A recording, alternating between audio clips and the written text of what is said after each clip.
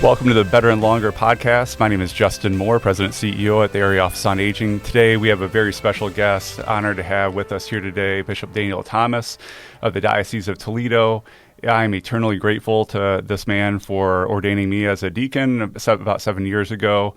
Welcome to the Better and Longer podcast, Bishop Thomas. Justin, thank you so much, and delighted to be with your viewers and listeners, and glad to engage on this very, very important topic for society and for us as a church. That's right. So today we're focusing on aging through the lens of faith. When you, maybe let's start off a little bit about just how maybe your childhood growing up, what was that experience of faith like? And just to set the backdrop for our viewers a little bit on mine, I'll share first and then ask you to share. Sure. So growing up, my great-grandfather, I remember very distinctly his 100th birthday. And my dad rented one of those big spotlights you see in the sky and had a big banner out by the road saying "Happy 100th Birthday, Poppy," which was his beloved nickname that we called him. And people would be honking and he'd be waving as people went by. And he lived to be 104 years old up until the last year of his life. He lived in his own home, mowed his own grass, drove his own car, cooked his own food, so on and so forth. And even an eye doctor that did cataract surgery on him loved his last name, Goodsight. And he started some local television commercials growing up. So I remember as a young kid, we'd have a TV at the breakfast table. I'd be eating breakfast, and my grandpa would come on TV and just oh my goodness, walking out to the school bus with a great sense of being impressed that he's my grandpa. I admired his longevity. I admired his independence. So for me, aging was something that was celebrated growing up. His daughter, my grandmother, I remember just talking about how she wanted to live to be 100. So this aspirational goal of living longer was something that was really ingrained in me, and and my heart was formed for the work that we do at the Area Office on Aging at a very young age. So that's a little bit about kind of my experience growing up, dealing with this topic of aging and being around older adults and how it's kind of influenced my view on this subject. It was beautiful, and I want to share that beauty with others. So can you share a little bit about your experience growing up? Sure. What a rich background for your present work. Yeah. And for myself, I had the advantage of having my paternal grandparents for a good long while. Sadly, my maternal grandparents both passed away by the time I was 1 year old. Wow. So I did not have the gift of knowing them well, but I knew them through memory. And I think that's something that's very important as well. For me, it was the formation that my parents gave my brother and me. And in that formation, it was always a profound respect for human life. And that extended from the womb to the tomb, so to speak. And that obviously included the elderly. And I happened to have a cousin on each side of my family, one who was mentally challenged. At that time, you would have said handicapped, so mentally disabled. And we had a great and deep love for him, and he lived longer than most would have expected. And then we also had on the other side of the family a very, very seriously disabled and bedridden cousin who was cared for beautifully by his family, who lived into old age. And after, of course, my own parents and their aging was something that I learned from deeply. And then my dad's aunt, my great aunt, interestingly, lived to 103. Wow. And she was in her own home, I think, through 99 years old, getting up on the dining room table and cleaning the chandelier. And she was a fireball and just filled with spirit and life. And I recall very, very vividly my last visit with her, and then I was able, by God's grace, to offer her funeral mass. In my last visit with her, I took her to the sunroom of the nursing home where she was, and she, reiterated to me that at this age, all of her children, all her grandchildren, all her friends, everyone was gone. And she said she wondered why the Lord was keeping her going. And I said, it's because of your good spirit and you have a lot more to pray for. And then she looked at her hands, which were absolutely, deformed from severe arthritis.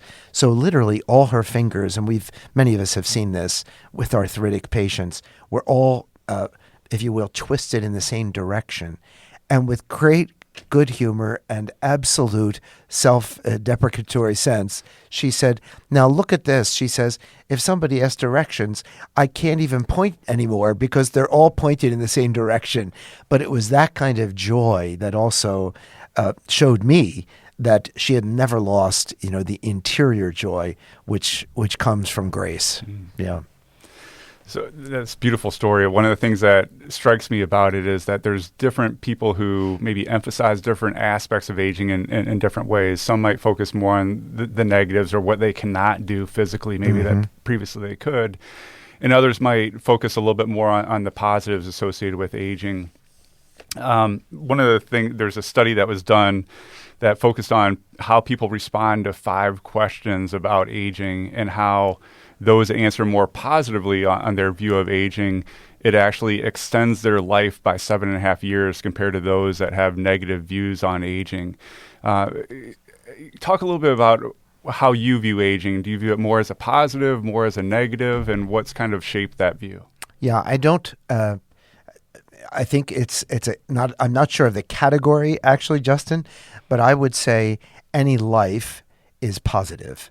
So any human life is positive. Therefore, we always have to, please God, see the positive. There's a great phrase attributed to St. Augustine who says, entrust the past to God's mercy, the future to God's providence, and the present to God's love. And, I've repeated that over and over again, especially for folks who are older. And I've had the blessing of speaking at least 2 times to different groups from our own parishes in the diocese of older parishioners who gather together, and they're there for continuing formation, which is a beautiful thing in their Catholic faith. So I would simply say I see it as a positive, and no matter the physical challenges, and I look to my own parents in that as they aged and as they encountered serious illnesses and physical challenges, they remained positive and encouraging, even to the point where after my mother had a massive stroke and was completely paralyzed on one side of her body, here I was weeping one night at the hospital, sitting by her bedside, and here she was consoling me, asking me why I was crying. So it's that kind of reality, in my experience, that this is life, and that life is to be honored and respected.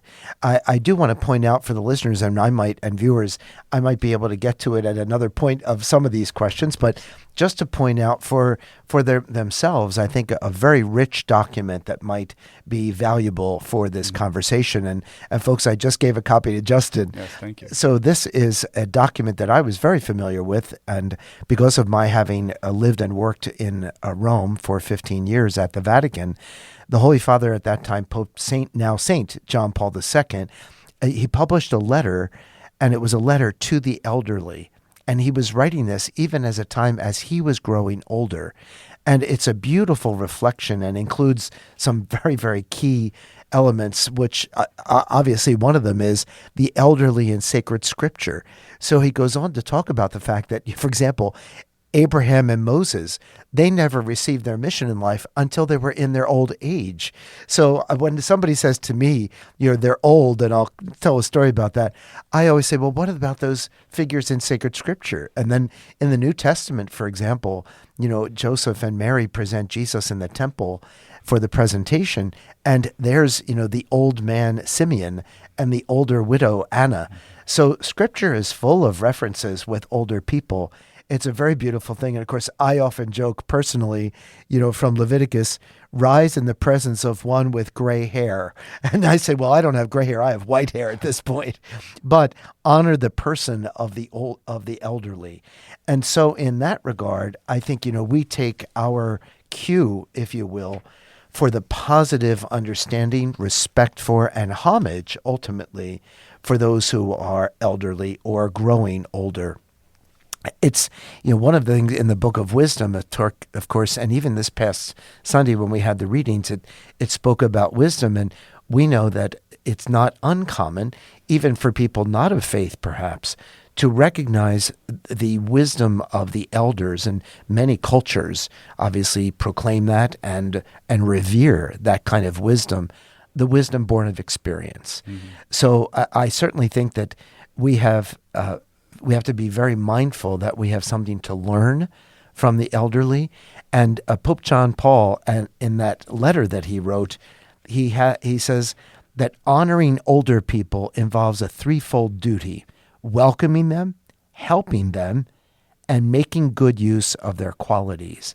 And I think it's so significant, and it shows such respect for them as persons, because no matter how, frail or unable even to function in a way that the world would see as useful, we don't see utilitarian consciousness as something which is the only reason why somebody has a value.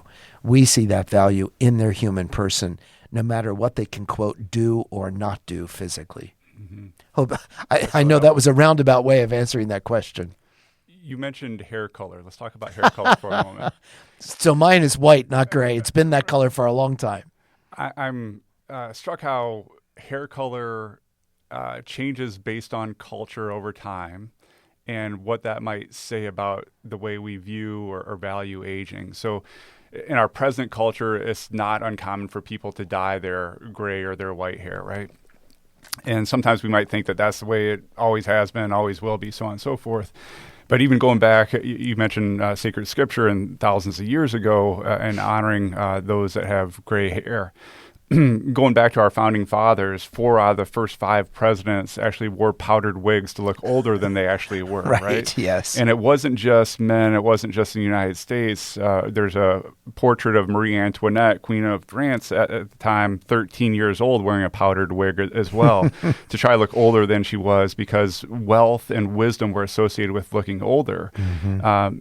With some, kind of dyeing their hair now, that certainly don't want to alienate people unnecessarily. I'm just thinking that maybe we were focusing too much on dying and not enough on living and embracing who we are today and what we can do today. Any thoughts on that? I guess in some societal sense, there was an idea that there was the hiding on one level today, the hiding of aging. Mm-hmm. But interesting, as you point out, these historic references, that people were actually making themselves look older in order that they would perhaps receive greater respect or dignity based upon their appearance. Mm-hmm. So certainly for us as people of faith, we have to go well beyond appearance, mm-hmm. and we have the respect for the person or the individual. So in the end, it doesn't matter the color of someone's skin or the color of their hair, but what matters is the person themselves. And whether that person is, 20 or 50 or 80, I think it's significant. I think the other thing, Justin, is this question of, well, what is old? What does old age, or what does old mean? There's in Italian, there's a phrase, the terza età, the third age, which is after a certain age, into sort of like your dotage or your older life. And it's very significant to me that there are people who would say, the best is yet to come, and, I've not really reached maturity yet, and they're already in their 60s. But I recall some visits as a young priest because, of course, in a parish, there's a great care that's given to anyone, for example, who is homebound, and in particular, the elderly homebound. So those who can no longer come to Mass, those who, for one reason or another, are physically, disabled. And I remember going, and it's a true story. I was just recounting this the other day. I arrived at the first house, and the man answered the door, and he was complaining and saying, "No, now, Father, don't get old. It's not good to get old." And I said, "Well, I don't have a choice." And I said, "Well, how old are you?" And he said, "Oh, I'm 78. And I said, "Now, that's not old." I went to the next house, and there was a woman, and she was saying, as I went in to visit, she said, "Oh, don't get old." She said, "Look what happens when you get old." And I said, "How old are you?" She said, "Oh, I'm 82. I said, "Now, you're not old." So we chatted. The third house was a couple who were terribly frail. And when we sat to chat, the man said, "Oh, look at us. It's not, it's no fun to get old." And I said, "Well, how old are you?" And he said, "I'm 94. My wife is 93. I said, "You're old." Of course, we hear these phrases like old is a state of mind and all the rest. But I'm convinced that aging is a matter of, just as the Pope says here, welcoming and respecting and then encouraging the gifts of the individual. So even if a person, was a great, tennis star, if they can't play tennis anymore, maybe they can talk to young people about, helping them to learn tennis. Or even if they're very, very compromised, we believe that there is still a great gift of grace within the person out of the Lord's creation, because they're created in the dignity and in the image and likeness of God. So that, understanding of the person, I think, gives a very different perspective, well beyond, well, what's the color of their hair? Yeah. Mm-hmm. There's a saying that I think there's some truth to, that old age is 15 years older than I am, right? That it's this moving target as we go through life. Isn't that interesting? I know I joke oftentimes in grade schools, and you have little children. Mm-hmm. Little children, of course, what is old to a little child is completely different than what we would see as old. And I always say, for little children, old is anyone 5 years older than they are. So I recently know a priest who the kindergartners, they said, "How old is father?" And one of the kindergartners says, "Well, we're 5. He must be about 15." And of course, when they asked his age, he was in his 60s, and this boggled their mind. Yeah. I have a 5-year-old son, Scott, who is, he would say 5 3/4, who is so looking forward to turning 6, and that's about all he talks about. I'm wondering, at what point in life does that change, that we stop looking forward to that next birthday, and why is that? Well, I think there's something. I think there's something humanly about the age. I say up to a certain age, you want to look older, act older, seem more mature. And then once that age hits, you want to look younger, act younger, and seem more youthful. And frankly, I think that's around the age of 21, because and I think, recently, in going back to the hair color comments, I recall vividly when my mother turned 70, she had dyed her hair all her life. And when she got to about 70, she had an open conversation with my dad and us. And she said, I think I'm just going to stop coloring my hair. Well, we actually had photographs of the transition over a month of her going into her white hair. When she went for the first time after the color was out to the hairdresser, the woman next to her said to the hairdresser, "Oh, could you put whatever rinse that is in Mrs. Thomas's hair? I'd like to have beautiful white hair like that." And the hairdresser said, "That's just her natural hair color." So it's an interesting thing, because I think part of that, frankly, is simply an acceptance of who we are. Mm-hmm. And it's an acceptance that we are growing old. And even if someone is growing old, to accept that aches and pains and maybe a little forgetful memory, all of these things are things which come with age, but they're not compromising to our humanity in any way. Mm-hmm. I was talking to a Protestant pastor recently who had been retired for a year now, and he was talking about how that transition for him initially was very difficult, that he had really, without recognizing it, become a human doing, right, where he was really valuing who he is and his identity on what he did, or maybe his positional power. And when he was in the early months of his retirement, he really struggled with an identity crisis. Know that I'm no longer doing those things. Now that I no longer have that positional power, who am I? What am I to do? Do I have something to look forward to, to each day, so on and so forth? Any thoughts you have on, what that whole human doing versus just realizing we're human beings statement? I know I only experience that when it comes to vacation. Sometimes it'll take me a day or two to kind of decompress and just be. Any thoughts you have on that? I think I'd stay for a moment with that pastor friend of yours, because in the end, all persons in a ministerial position, I think, live with the temptation in serving in ministry. They live with the temptation of allowing the doing to overshadow the being. And that's a conversation that certainly has been had in both secular and the religious world for a number of decades. I think the key, of course, is to realize that we are who we are and how we are created and valued by the Lord in our relationship with the Lord, which is completely outside of what we may or may not physically accomplish.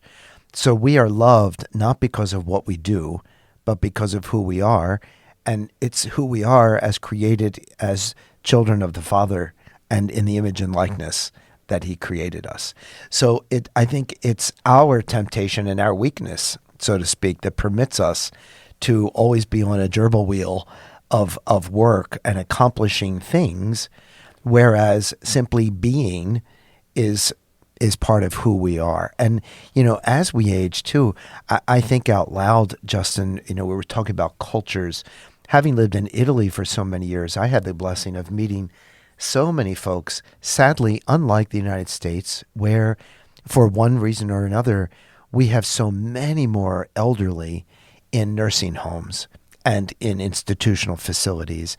In many cultures, and Italy is one of them still, where there is still the serious effort, if it is physically possible for the family, and I'm not in any way, suggesting otherwise for families that they have no other choice but to do that, but that these families try to keep their elderly in the family home and often succeed at great risk to themselves, perhaps, but they really make that effort.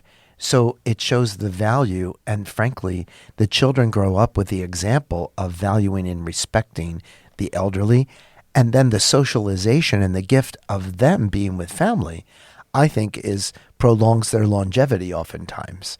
And I had that example with my own dear parents because my mother only lasted a month after her massive stroke, but my father had to go in a nursing home, and his socialization came principally from his involvement and his willingness to be involved. I would love to have been able to keep him, in my own home, but that was not possible because it was not a reality. I was not married and with a family, and it was not possible for my brother. So I understand why that sometimes, because in his own physical condition, he could not live on his own. So I do think there's something to be said about those cultures which honor, value, and at sometimes great sacrifice, are able to keep the elderly in their homes, which is an advantage, a deep spiritual advantage and human advantage for the family members as well as for the elderly persons themselves. When we talk about care for those age 60 and better, you've made a distinction that's been beneficial to me about the difference between a work ethic and a ministry ethic. When we kind of compare and contrast maybe a secular perspective on caring for older adults and maybe more of a faith-filled approach to caring for older adults, can you talk a little bit about that contrast or that comparison between those two? Sure. I guess I'd first start, and I don't mean to keep leaning on my experience in Italy, but there's a great phrase that the Italians say: "We work to live, others live to work." And I think that's a careful distinction. I do believe, given our society, I think, especially in the United States, there is a tendency to want to live to work. Whereas in Italy, the idea is they work, but that work is simply to allow them to live and to live fruitful, vibrant, enjoyable lives.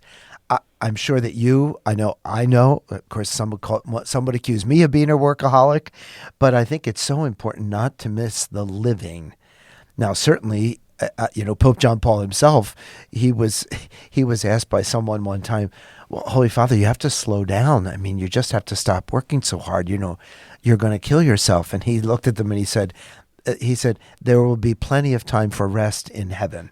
So I know that some of the great saints and so many exemplars of our faith were tireless in their work for the gospel and in their expressions in that regard. But you look even again at Scripture, and these were figures who were on fire with the faith, on fire with the gifts and grace of the Holy Spirit, and they were committed to evangelization, proclaiming the gospel, and living lives of virtue. So I think it's a difficult, I would say it's a difficult road because one would have to examine oneself. Mm-hmm. And I think that also all comes down to perhaps a difficult background, and that may be the case that someone might be experiencing negativity. It might be the case of their own family upbringing, which may have been very difficult. But I think our task is to help them, literally to be family to them, and in such a way to give them the dignity they deserve and help them to see that their life still has purpose and value. And I'm sure is a part of your work significantly.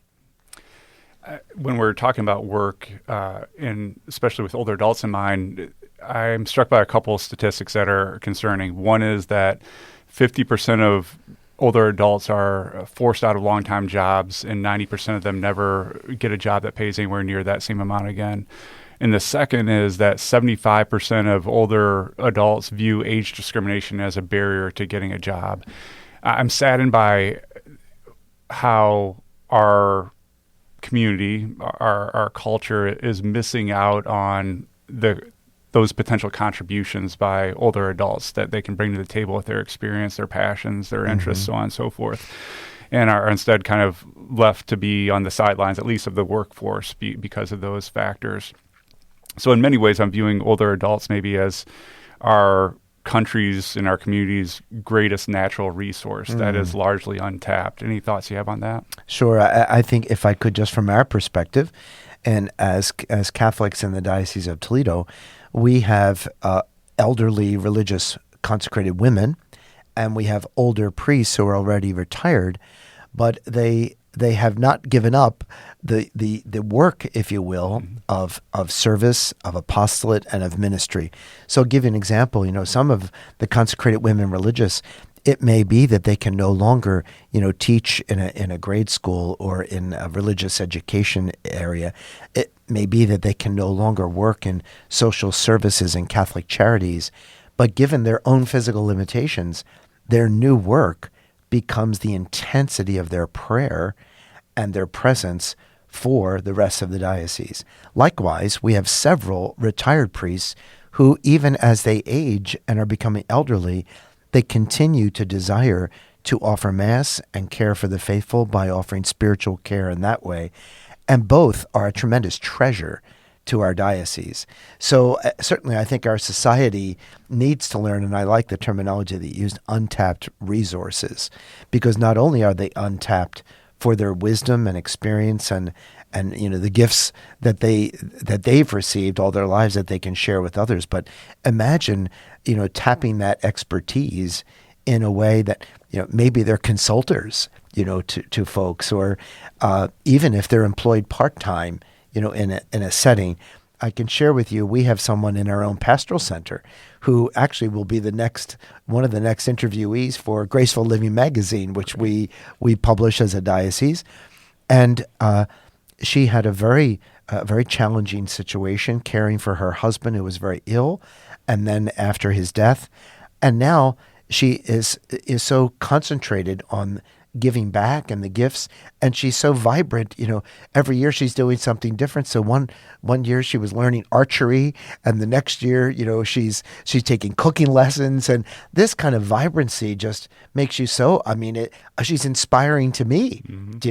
So I think we can't miss that folks of an older age can also serve as a great inspiration to us. And that's where I think we have to say, if there is a tendency in secular society and in business, so to speak, that anything older than 50 it has little value, well, that's because there's workaholism. And I think to re-examine that reality is to say, no, every human life, no matter the age, has great gifted value.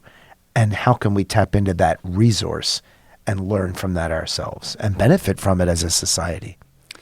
You mentioned Graceful Living, the beautiful publication by the Diocese of Toledo, focused on the readership primarily of those individuals in the third stage of life. Right. Can you talk a little bit about why that specific outreach to the older individuals in the Diocese of Toledo, and why you feel that's important? Sure. From the time I arrived, one of the things that was very clear was we had a diocesan newspaper called the Catholic Chronicle. And it became very evident it was only published once a month for about 9 months out of the year. And sadly, given the expense and the cost, it was simply not possible to move forward with it. Also because, frankly, there wasn't a lot of news, because in a world of instantaneous social media, there really wasn't a lot of news in it. And when I would ask people, I would ask a number of folks, and it was our faithful elderly and older folks, they were the ones disappointed, because they were the ones, who liked a physical newspaper to look at and learn about what was going on in the diocese. And when I pressed a number of them, well, what do you miss about the Catholic Chronicle? The common response I would get is the obituaries. And I thought, well, that is not a reason to publish a newspaper. And it's fine to have evergreen stories, but we need to find a new way to do that. So, with consultation and with great recommendations, we looked at various magazines that are produced in other dioceses. One, for example, is Faith magazine that's produced monthly. And we decided that while we couldn't afford that, we could afford to do our own magazine with in-house staff. And that the idea would be to keep a view to, in particular, those older folks who perhaps didn't have the opportunity to learn about the diocese. Maybe they don't have all the means of social media. They don't have iPads and cell phones, although a lot of older people do have those now. And that was the initial perspective on how can we reach out to them, provide something for them in hand that is both attractive and inspiring, and also showing examples of, older folks who are living deeply rich lives and who allow their deep faith to inspire those lives. So I think of a number of them, an older deacon who was a swim coach, and elderly teachers who have been there for decades and decades and are still working. I think of one of the most recent, when I had the gift of fulfilling a bucket list item and going up in a hot air balloon. And it was an older woman who was celebrating 25 years as a balloonist. So you think of these things, and the point of the magazine in large part was to connect our elderly who don't have those other means to the diocese, and also to serve as an inspiration for them by giving some examples of older folks who are living by God's grace vibrant lives. Yeah, some amazing positive images of aging in that publication. Thank you for that. Sure. Let's turn our focus more toward later life and suffering. You had mentioned how sometimes individuals later in life might have a serious health condition or crisis. Here I'm thinking of my aunt who had a diagnosis of ALS or Lou Gehrig's disease or something similar to that later in life. And we all, of course, never know what it's like in somebody's interior life. My perception was that she was approaching that disease and that experience through a very secular kind of perspective.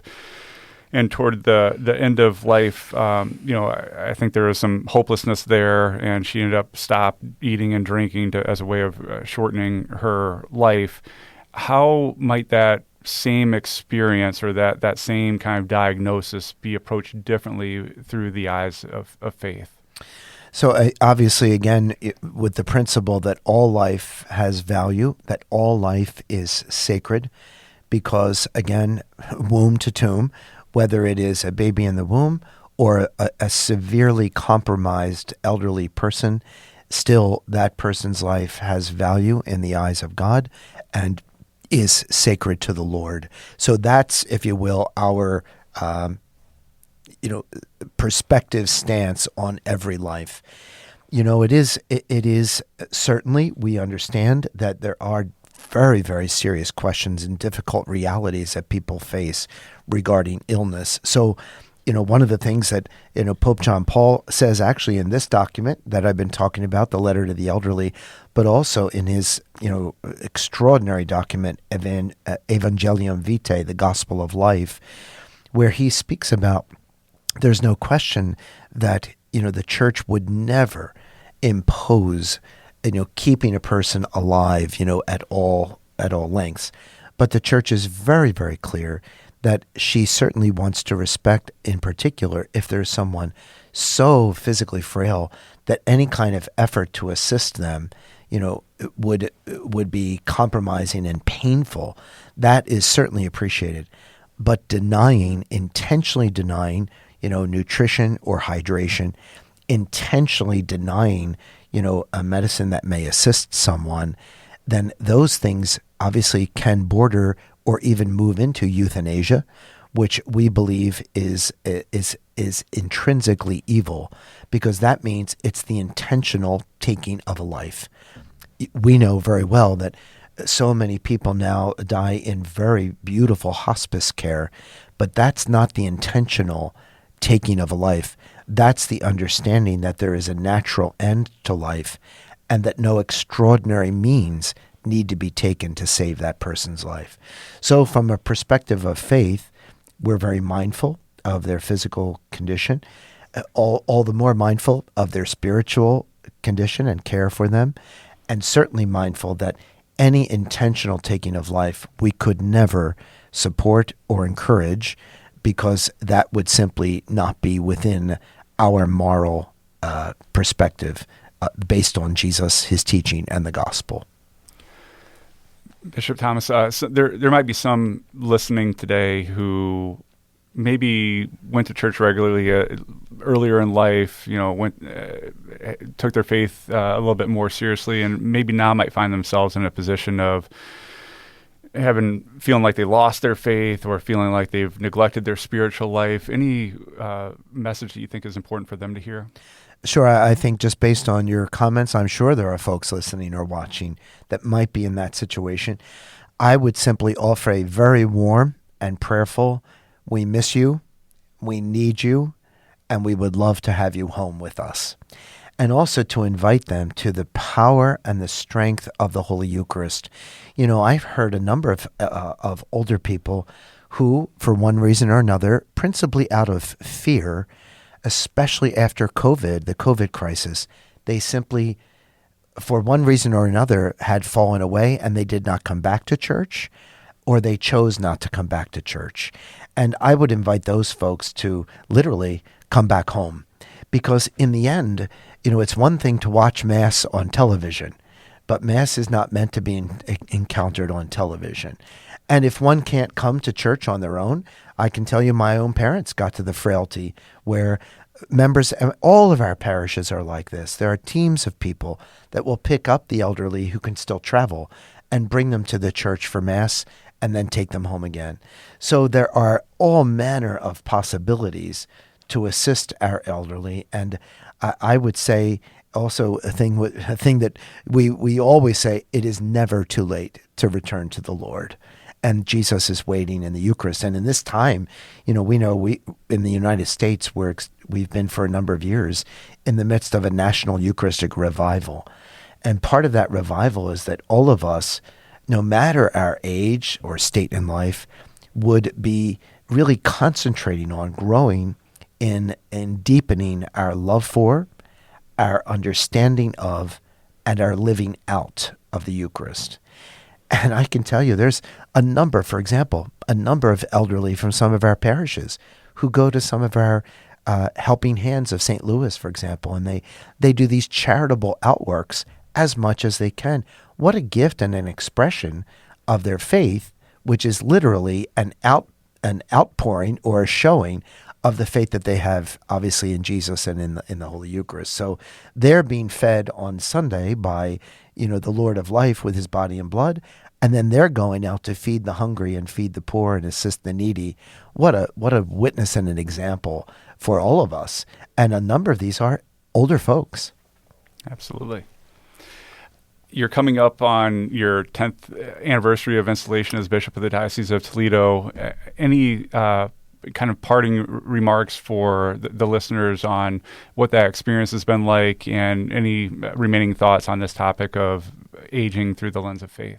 Thank you. Well, thank you for remembering that it's coming up on the 10th anniversary, and I'm so grateful for the gift of the Lord. I think I mentioned to you before we went on air that I'm focusing all of this in a way of saying 10 years of unmerited grace.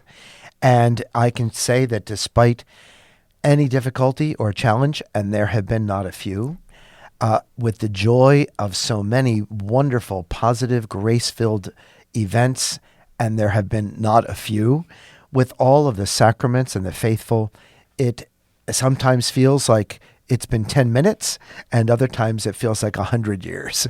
But the gift of grace is that he is the one who has sustained those 10 years. My dear dad used to say that the captain is only as good as the crew of his ship. So I'm only as good as all the people who have been so generous around me, the very, very faithful and dedicated priests, deacons, consecrated religious, and scores of lay faithful, all the staffs of our parishes and schools. The diocese is only as good as the staff around me, and what a blessing that has been for me. And I would say, in reflection, I think back also on a line of Pope Francis when he first arrived, and I've quoted him a number of times. He always has these pithy phrases that can be really rather striking. And he said that we should all be concentrating on taking the elderly as our roots and the young as our wings. And I thought, what a tremendous phrase, because it's a great balance that we would want to keep rooted in those who have gone before us and honor their lives, their wisdom, respect them with love and encouragement, and by the same token, be able to be lifted up and allow the young to be our wings to go forward. So I think it's a beautiful little phrase that helps me to recognize, I hope, as we move into the future, into the next 10 years, so to speak, that we can continue to have the elderly as our roots and the young as our wings. And, the day that I was announced, Justin, as the new Bishop of Toledo 10 years ago, my staff encouraged me. We had the idea to do what I did that day on my anniversary this year. So in fact, on that day, on the 22nd of October, I'll be making visits to representative groups from the diocese, just as a sign of the outreach that this is what's on my heart as a bishop and all the Catholic lay faithful. So it's a visit. It will be Mass, but principally with school children. So at Catholic education in general, and our young people. And then I'll visit university students. I'll have a visit with the elderly frail in a nursing home. I'll have a visit with our consecrated religious. I'll have a visit to La Posada with the poor and families who find themselves in trouble for housing. And then in the evening, a visit with the College of Consultors, who are my closest priest counselors. So it's just a symbolic way of reaching out to everyone. And as part of that, very intentionally, are the elderly and the infirm and the ill. Bishop Thomas, I'm honored that you spent this time with me today, and I'm deeply grateful for the wisdom you've shared with our listeners today. Just thank you for all that you're doing to help individuals with living better and longer.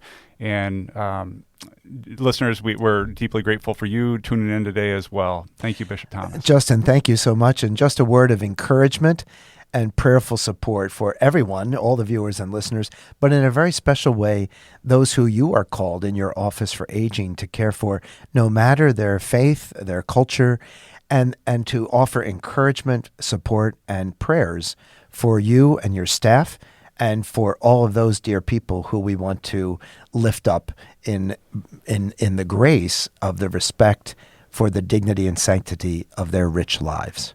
Thank you, Bishop Thomas. Thank you so much, Justin. And thank you, listeners. Please tune in next time where we will learn more about living better and longer. Thank you.